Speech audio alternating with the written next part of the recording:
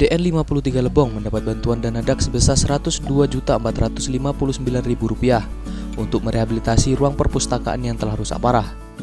Kepala Sekolah SDN 53 Lebong sangat berterima kasih kepada pemerintah daerah maupun pemerintah pusat, di mana bangunan yang rusak parah ini akan bisa kembali digunakan para siswa-siswi untuk tempat belajar dan tempat mencari ilmu.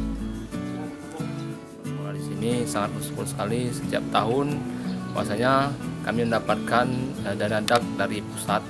Itu sangat membantu kami sekali karena dari bangunan-bangunan yang sebelumnya itu seperti ini lagi rehabilitasi perpustakaan, bukan dari titik nol, jadi sekedar merehabilitasi ini bagian-bagian yang rusak parah itu kami tukar, kami ganti. Kemudian ini juga sebelumnya nggak terpakai ruangan ini karena murid-muridnya mau sini kadang-kadang atap bocor, kemudian plafon udah hancur, kemudian list plangnya udah tanggal, udah copot semua.